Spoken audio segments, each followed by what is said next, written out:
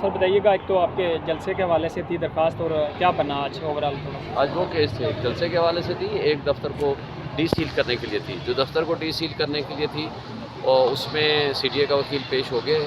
اس نے کہا جی مجھے جواب دینے کا ٹائم دیا جائے، اور کورٹ نے ان کو پرمیشن دے دی کہ کل صبح 10 بجے تک جواب دے دیں، اور جواب دینے کی صورت میں یہ ہوگا کہ اس کی ایک ایڈوانس کاپی ہمیں دیں گے اور منڈے کو ڈیٹ فکس کر دی جائے. اور دوسرا جو جلسے کا تھا، جلسے کی اجازت دے دی ہے 8 تاریخ کو، مگر انہوں نے بےایمانی اور بدجانتی یہ کی کہ جلسہ جا کر روات میں کریں، جی ٹی روڈ کے اوپر، روات کا آخری کونا جی ٹی روڈ کے اوپر.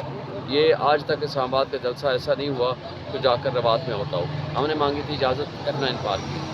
ہزاروں کی تعداد میں جلسے ہوئے ہیں F9 پارک، پریڈ گراؤنڈ اور پشاور موڑ کے اوپر. تمام پولیٹیکل پارٹیز نے، ہمارے اقتدار میں بھی ان ساری پولیٹیکل پارٹیز نے کیے، اور ہمیں کبھی کوئی اعتراض نہیں کیا، بلکہ انہوں نے پرمیشن بھی نہیں لی. ہم نے تو اس لیے ڈیو پروسیس اڈاپٹ کر رہے ہیں، اور 2 مہینے پہلے کورٹ نے آرڈر کیا تھا.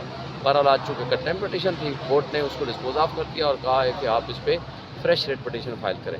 تو ہم ابھی سوچ رہے ہیں کہ اس پہ فریش ریٹ پٹیشن انشاءاللہ فائل کریں گے. امید ہے کہ انشاءاللہ منڈے کو آپ عدالت سے پھر لوکیشن جو جلسے وہ کی ہے چینج کرائیں گے، کچھ کرے کرائیں گے؟ وہ چینج کرائیں گے. اچھا یہ بتائیے گا کہ F I A cyber crime نے عمران خان کے اوپر ایک اور مقدمہ درج کر کے رات تفتیش کی، اڈیالہ جیل میں جا کے رات گئے. کہا جا رہا ہے کہ ان کو مزید انویسٹیگیشن کے لیے پروسیس کے لیے یا یہ پروسیس جو آگے بڑھے گا تو کیا کہا جا رہا ہے عمران خان کے لیے مزید کچھ پریشانیاں ہوں گی؟ یہ بھی ایک سوشل میڈیا پہ کہا جا رہا ہے کہ اب جو سوشل میڈیا ٹیم ہے پی ٹی آئی کی، اس کے اوپر پی ٹی آئی رہنما دیکھیں اپنی ان وضاحتیں بےایمانوں دے نے رہے ہیں. کون سی ہے جو بدماشی اور بےایمانی نہیں کی. پہلی بات تو یہ ہے کہ اگر ایک سپریم کورٹ کے ایک سینئر موسٹ جسٹس کی سربراہی میں ایک کمیشن بنا، اور وہ کمیشن تھا حمود الرحمان کمیشن، اس کے بارے میں اگر کسی نے کوئی بحث کر دی ہے تو یہ کہاں اینٹی اسٹیٹ ہوگی؟ بھائی حمود الرحمان کمیشن کو پڑھو نا، اس میں جو کردار تھے اس کے بارے میں ڈسکس کرنا تو کمیشن رپورٹ ہے. کمیشن رپورٹ تو پھر جاؤ جسٹس حمید الرحمان سے پوچھو کہ اس نے کیوں لکھا. لہٰذا یہ ساری بےایمانی ہے، بدماشی ہے. اور دوسرا عمران خان جیل میں، اس کے خلاف کیا آپ ایکشن لے سکتے ہیں؟ عمران خان نے کس کو کیا کہا ہے، کیا لکھ کے دیا ہے؟ تو لہٰذا عمران خان کا تو اس میں کوئی رول ہی نہیں ہے. تو ان بدماشیوں کے پاس اب کوئی چارہ کار نہیں رہا.